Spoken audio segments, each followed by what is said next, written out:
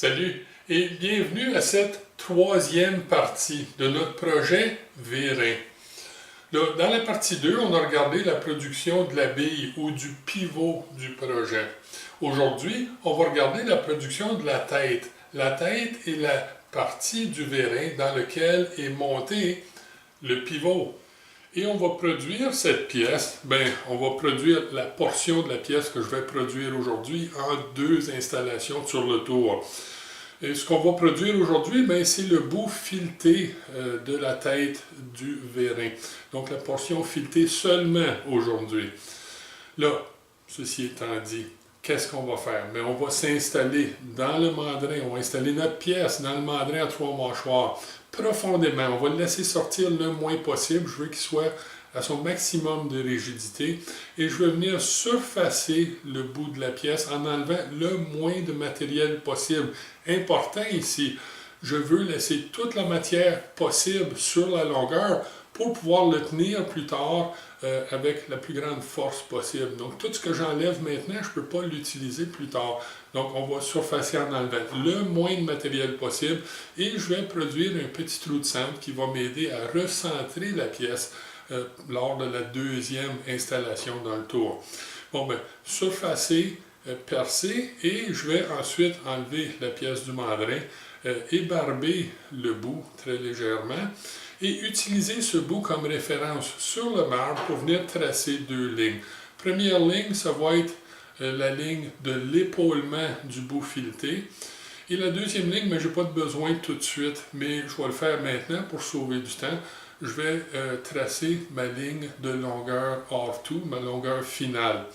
Une fois ça fait, je vais revenir sur le tour, m'installer dans le mandrin 3 mâchoires en le tenant par le bout qui n'a pas été surfacé et en laissant assez de matière sortie du mandrin. C'est pour ça que j'ai tracé ma ligne d'épaulement pour pouvoir compléter le bout, incluant, et ça c'est important, il faut que je laisse un petit peu d'espace pour le chanfrein de 45 degrés sur l'hexagone.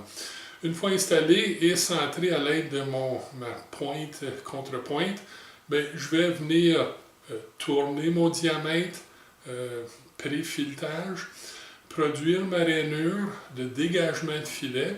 Ensuite, je vais produire un chanfrein au bout du filet à 30 degrés pour permettre l'approche en douceur de l'outil lors du filetage, même si c'est un filet à gauche ici. Et je vais ensuite venir produire le chanfrein à 45 degrés sur l'hexagone. Une fois que ça va être complété, ce qu'il va me rester à faire, c'est couper le filet. Donc, deux installations et ce bout-ci devrait être complété. Donc, passons à l'action. Mais avant de passer à l'action, allons à l'établi, je vais aller chercher mes lunettes de sécurité parce que c'est très important de toujours porter ces lunettes. Puis ensuite, on pourra revenir commencer à usiner.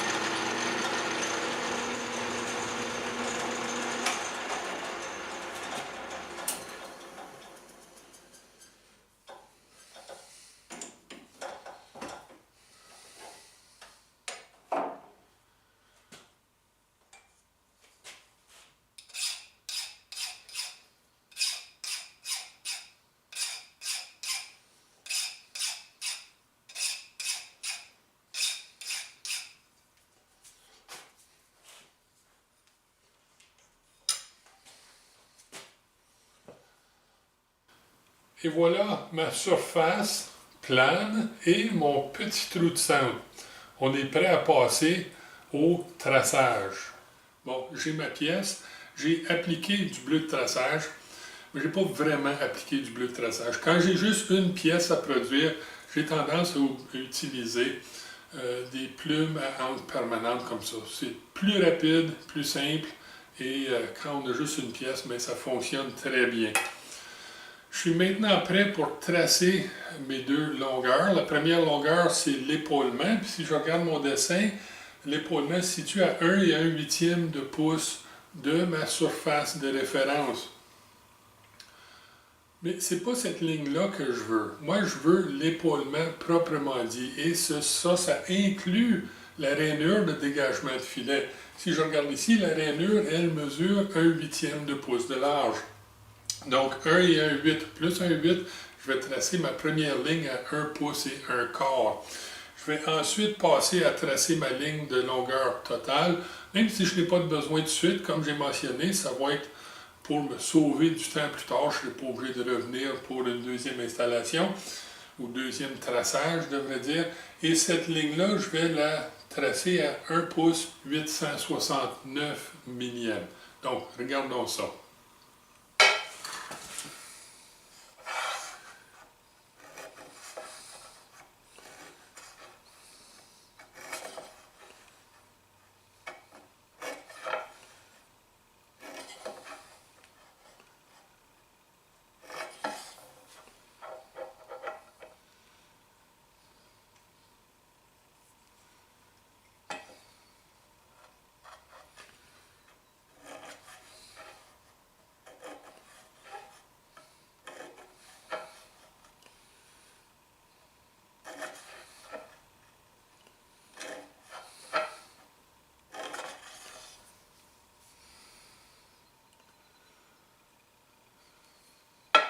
Bon, avant de retourner autour pour notre deuxième installation, ben, il serait bon de trouver quelques numéros, au moins un, qui n'est pas sur le dessin. Et ça, c'est le diamètre du filet que j'ai à produire.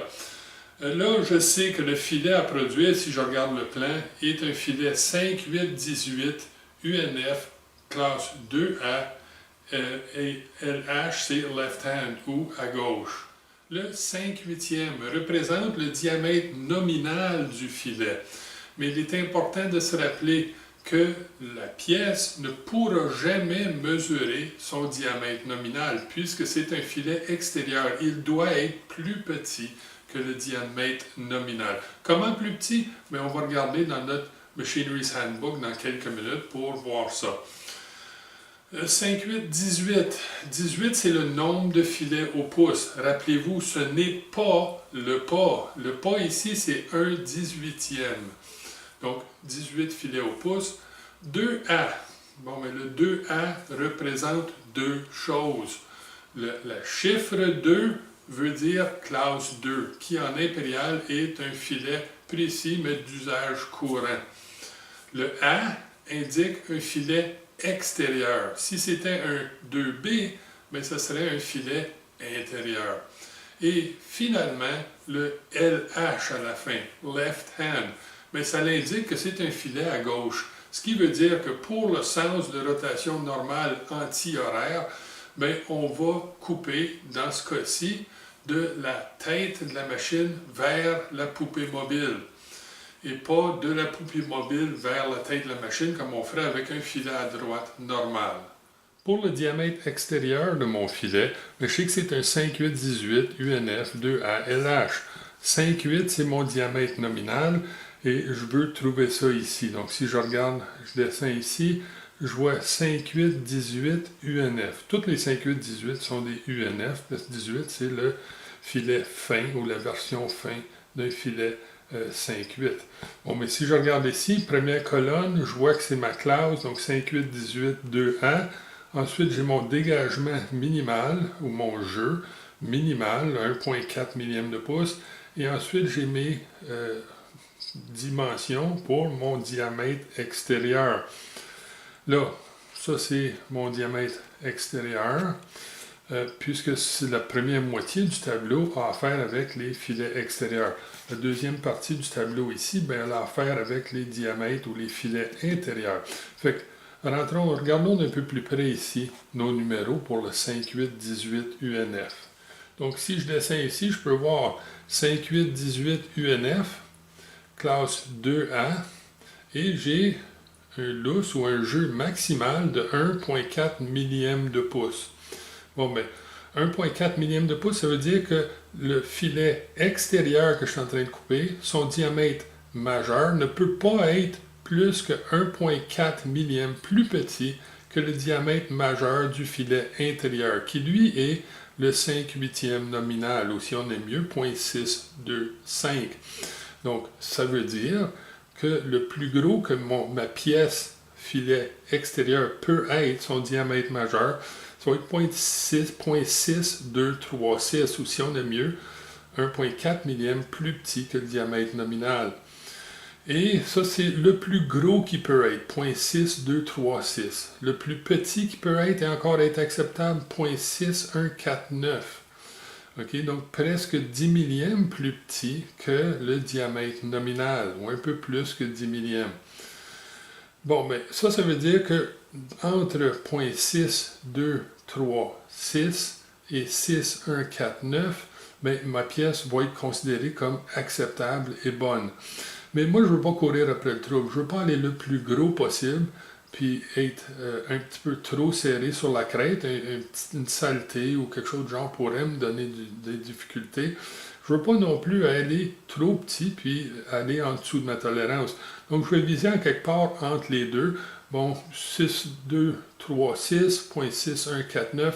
Moi, je vais viser pour 0,620, 0,619, quelque chose comme ça. C'est ce que je vais viser pour. On va dire 0,619. Hey, wow bonhomme, là, je comprends pas de quoi tu parles. Ben, écoute, c'est simple. Je ne passerai pas beaucoup de temps dans cette vidéo-ci à expliquer les calculs pour le filetage.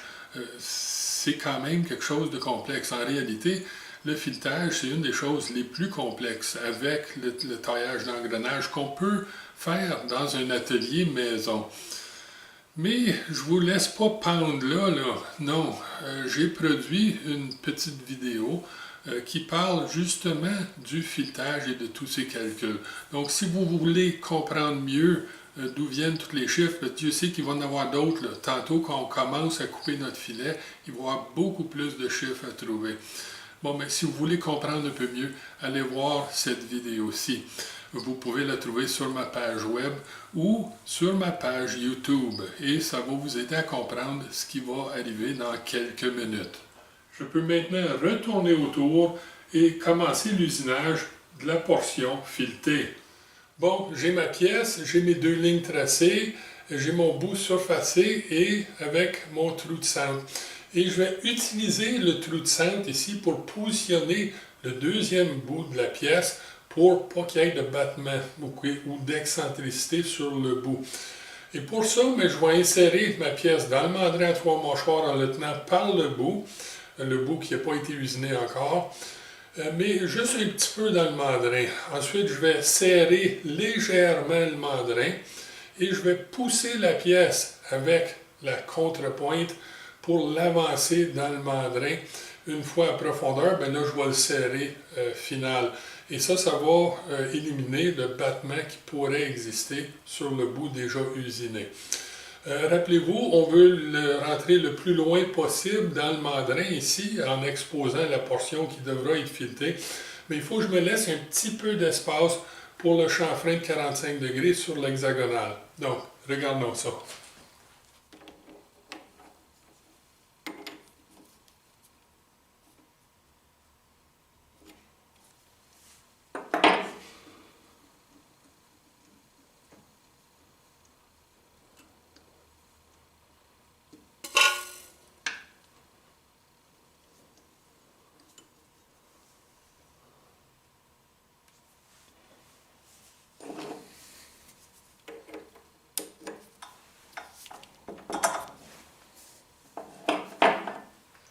Bon, ma pièce est installée. La contrepointe est là, je peux la laisser là pour un petit peu de soutien supplémentaire, mais ce n'est pas 100% nécessaire. Mais j'ai décidé de la laisser là pour le moment donné. Et je suis maintenant prêt à commencer à couper. Il y a deux choses que je veux mentionner ici. Première des choses, je suis en train de couper un hexagone. Et au début, tout de moins, ça va être une coupe intermittente. Ça donne l'impression à l'opérateur que l'outil peut avancer très facilement parce qu'il n'y a pas de pression de coupe. Et c'est une fausse impression. Je ne coupe qu'une partie du tour parce que je suis en train d'enlever les crêtes de l'hexagone. L'habitude ou la tendance, c'est d'accélérer l'avance. Il faut éviter ça. On avance à la bonne vitesse, même lorsqu'on a une coupe intermittente, si on ne veut pas briser ou user notre outil trop rapidement. Deuxième chose d'importance à mentionner ici, c'est que vous remarquerez, je vais tourner mon diamètre au complet sans jamais venir toucher à l'épaulement. Je vais venir proche de la ligne, mais jamais la dépasser. Et ça, c'est important parce que je vais venir par la suite finir l'épaulement avec une coupe en plongée, avec mon axe transversal. Ça va me donner vraiment un bel épaulement carré là, et précis. Et ça veut dire que j'ai besoin d'un outil qui peut rentrer dans un coin. J'ai donc ici mon outil de tournage général de 80 degrés de pointe que je vais utiliser pour tourner et surfacer l'épaulement. Donc tourner le diamètre et surfacer l'épaulement. Et je vais les placer pour avoir un petit peu de dégagement sur chacune des lèvres tranchantes de l'outil. Donc, je vais le faire en accéléré et en sautant certaines coupes parce que c'est long pour rien. Je vais avoir plusieurs coupes à faire. Donc, on se revoit tantôt.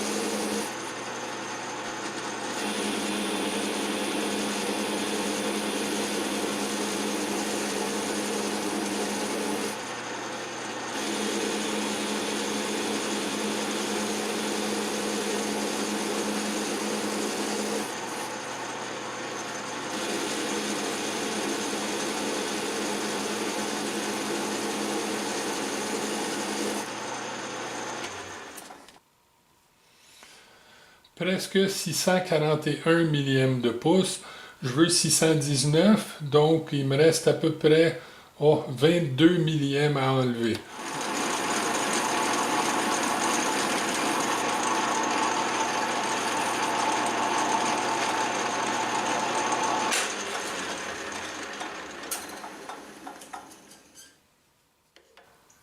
Bon, la longueur de la portion filetée de cette pièce-ci, bien, elle a une tolérance de plus ou moins 5 millièmes de pouce. Et ça, c'est pas mal slack.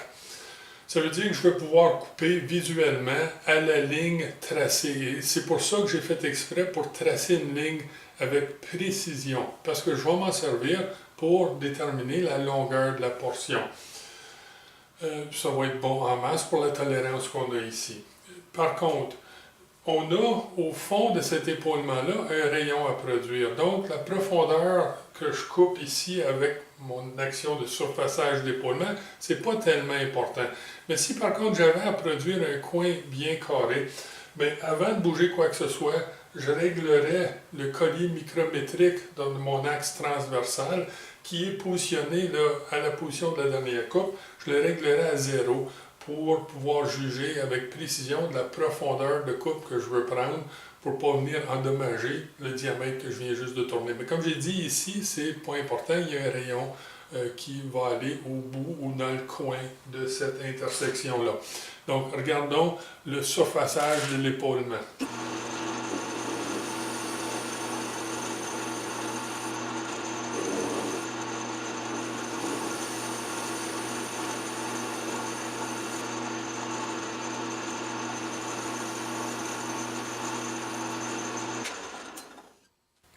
Comme vous pouvez le voir ici, j'ai changé l'angle de mon chariot porte-outils je l'ai amené dans cette direction-ci pour le placer à 45 degrés. Puisque tant qu'avoir mon outil de tournage général déjà installé, ben, je vais m'en servir pour venir produire le petit chanfrein de 45 degrés sur l'hexagone. Donc, regardons ça.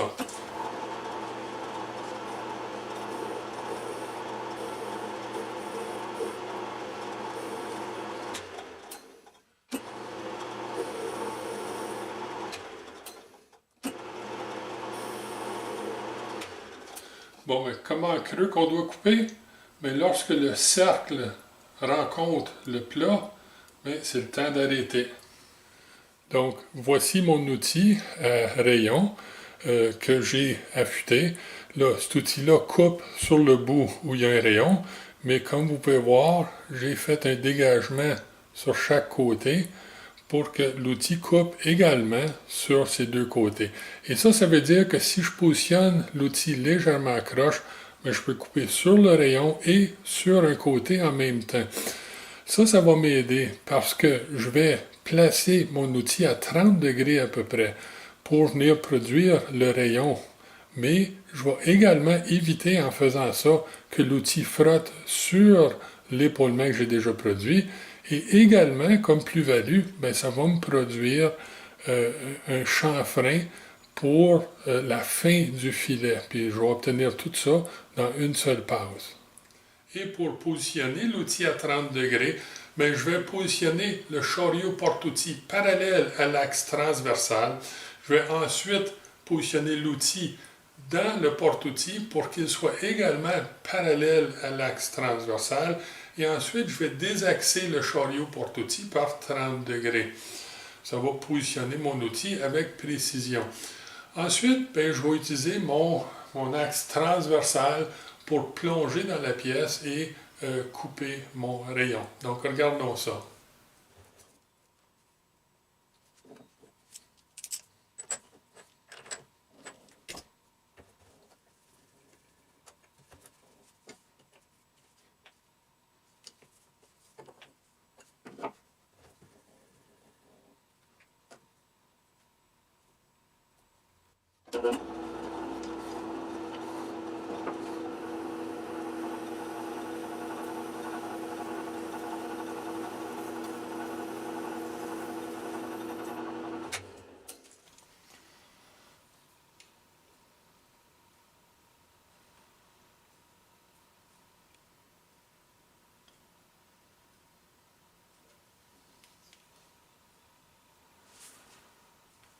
Bon, qu'est-ce qu'il me reste à faire avant de passer au filetage?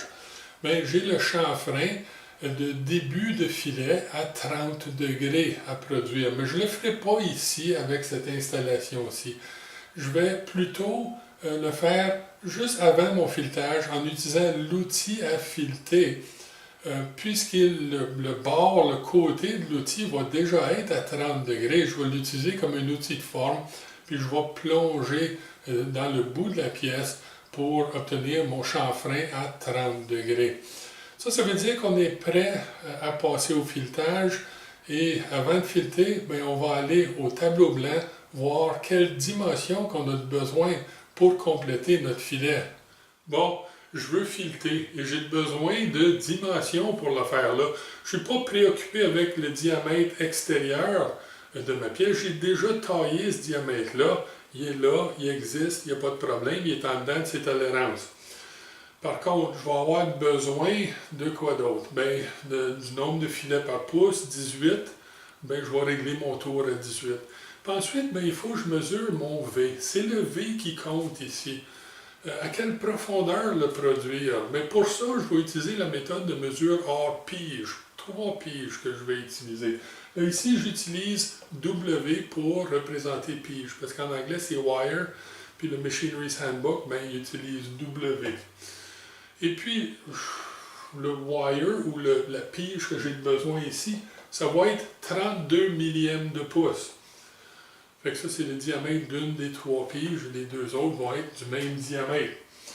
Mon diamètre hors pige, over the wire, diamètre hors pige, maximum, c'est 635 millièmes de pouce. Et mon mesure hors pige, minimum, c'est 631 millièmes de pouce.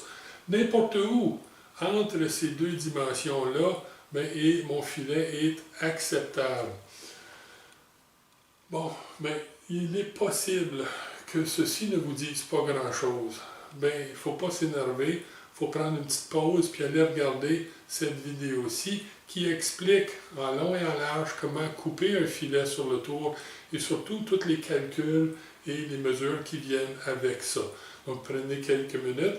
Si ça ne vous tente pas d'aller sur ma page web pour trouver la vidéo, c'est correct. Vous avez juste à aller à ma page YouTube, les productions mâles, ou juste taper Marc Lécuyer, filetage autour, toutes des façons de le retrouver. Bon, mais pour nous autres, on se retourne à la machine et on commence à couper notre filet. La seule différence avec l'installation qu'on a ici et l'installation qu'on a dans ma vidéo qui porte sur le filetage, c'est que le chariot porte-outils est monté à 29 degrés dans cette direction-ci. Et ça, c'est parce qu'ici, on coupe un filet à gauche. Donc, je vais couper de la tête vers la poupée mobile, donc poupée fixe vers poupée mobile. Et ça veut dire que la force de coupe va arriver dans cette direction-là. Si je veux éliminer le jeu dans la vis mère du chariot porte-outils, ben, je vais vouloir l'avancer dans cette direction-là qui est contre la direction de la force appliquée par la coupe. À part de ça, c'est tout pareil. Mon outil est installé, ma pièce est installée, mes engrenages sont placés pour mon nombre de filets au pouce, j'ai réduit ma vitesse, je suis prêt à couper. Ce qu'on va faire ici, c'est régler mon chariot porte-outils à 0 dans la direction que je vais couper pour pas qu'il y ait de jeu. Ensuite, je vais régler mon chariot transversal à 0. Je vais venir au début et prendre une très légère coupe, juste pour vérifier, parce qu'une fois que j'aurai fait cette égratignure-là sur la pièce, je vais prendre mon calibre ou ma jauge de pas de filet et je vais venir vérifier que le pas est correct. Une fois que ça c'est fait, ben on va commencer à couper, je vais accélérer la vidéo. Là, petite chose à mentionner, n'oubliez pas de bien engager votre indicateur d'embrayage avant de commencer. Bon, ben, allons-y.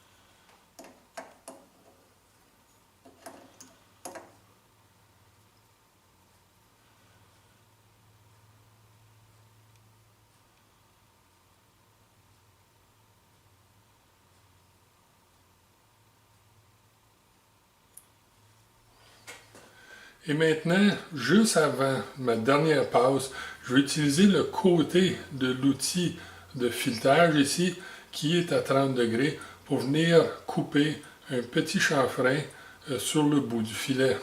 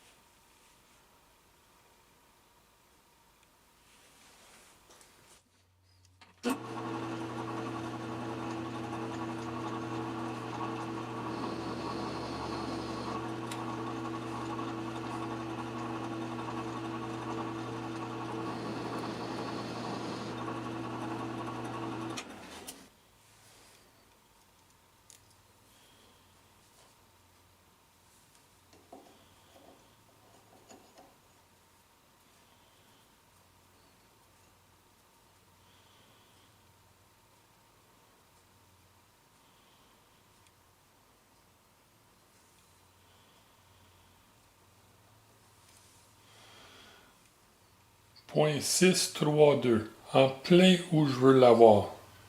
Bien, ça c'était bien le fun. On peut maintenant tirer ou sortir la pièce de notre machine parce que ce bout-ci est complet. Et avant de passer au deuxième bout de la tête ici, bien, rappelez-vous, on va commencer le corps et on va utiliser le corps comme gabarit de fixation pour tenir cette pièce-ci pour venir compléter le bout. Et ça va être dans notre prochaine vidéo qui va être la partie 4 de ce projet de Vérin. Donc d'ici là, amusez-vous, soyez prudents et bon usinage.